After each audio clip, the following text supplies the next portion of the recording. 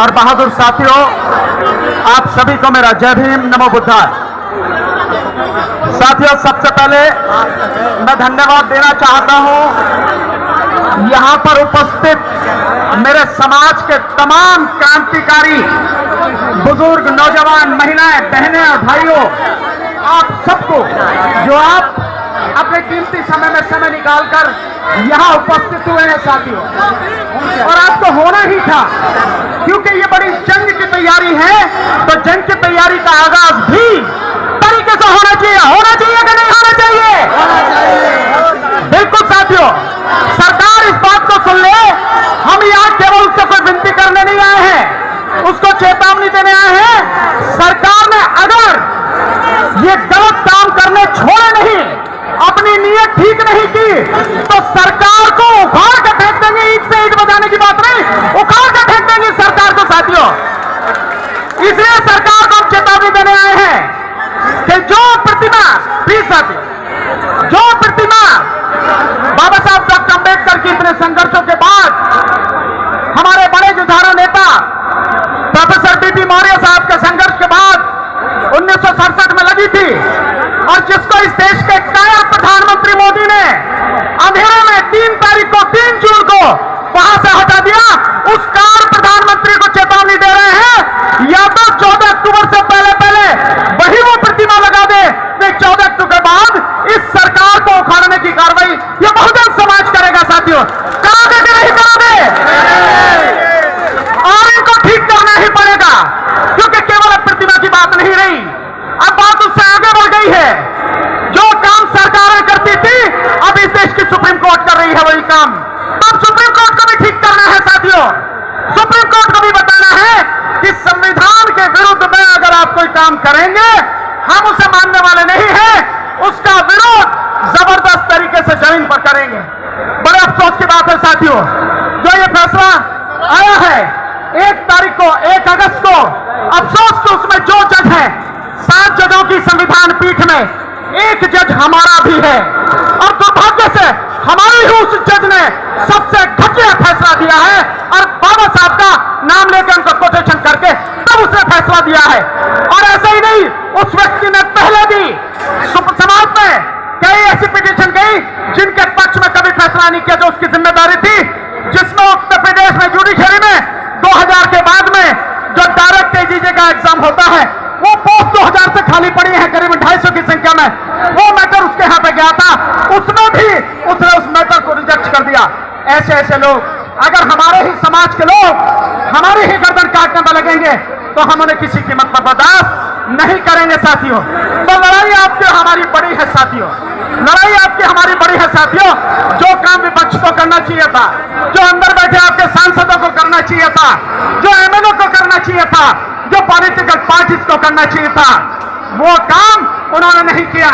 इसलिए वो काम अब आपको और हमें करना है साथियों। हमारी जिम्मेदारी बड़ी है साथियों, हमारी दिक्कतें भी बड़ी हैं साथियों। मैं धन्यवाद देना चाहता हूं, हमारे यहाँ बहुत सारे वकील साथी आए हैं, जो मुजफ्फरनगर से आए हैं, जो सहारनपुर से आए हैं, जो नोएडा से आए हैं, मेरठ से आए हैं, बुलंदशहर से आए हैं, हापुड़ से आए हैं, गाजियाबाद से आए हैं, सोनीपत से आए हैं, दिल्ली में हाई कोर्ट से आए हैं, सुप्रीम कोर्ट से आए हैं, दिल्ली की पटियाला हाउस कोर्ट से आए हैं, रोहिणी कोर्ट से आए हैं, तीसरी कोर्ट से आए हैं, हमारे साथी साकेत कोर्ट से आए हैं, द्वारका कोर्ट से आए हैं।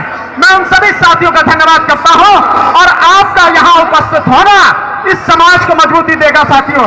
क्यों? क्योंकि लड़ाई कानूनी लड़ाई है साथियों। लड़ाई केवल सड़क की नहीं है, लड़ाई कानूनी भी है। तो हमें कानूनी भी लड़ाई लड़नी है, हमें सड़क की भी लड़ाई लड़नी है। और आप कमर कस लीजिए, अब तो आपको कोई शक रहा नहीं कि कोई तुम्हारा है नहीं, कोई नेता तुम्हारा नहीं, प्रधानमंत्री तुम्हारा नहीं, मुख्यमंत्री तुम्हारा नहीं, कोई भी एमपी एमएलए तुम्हारा नहीं, कोई मंत्री तुम्हारा नहीं, सारे के सारे मर गए, ये अपनी पार्टियों की गुलामी कर रहे हैं। इसलिए जिम्मेदारी आजकल हमारे कंधों पर है। लेकिन चिंता की बात नहीं, हम तो ईवीएम की लड़ाई भी अकेले लड़ रहे थे, हम तो ईवीएम की आवाज भी अकेले लड़ा रहे थे, और आज तो ये बात हमारी सिद्ध हो ही गई कि ईवीएम में जो बेईमानी हुई है, उसी के बाद मोदी सरकार जीत के आई है। नहीं तो इस चौकीदार की और तड़ी पार की ज्यादा से ज्यादा 150 पर सारी कहानी खत्म हो जानी थी। ये स्थिति है साथियों। तो अब हमको साथियों, हमको ये लड़ाई लड़नी है, ईवीएम की लड़ाई भी लड़नी है, बाबा साहब की प्रतिमा की लड़ाई भी लड़नी है, सुप्रीम कोर्ट में जो जजमेंट है उसके खिलाफ भी लड़ाई लड़नी है।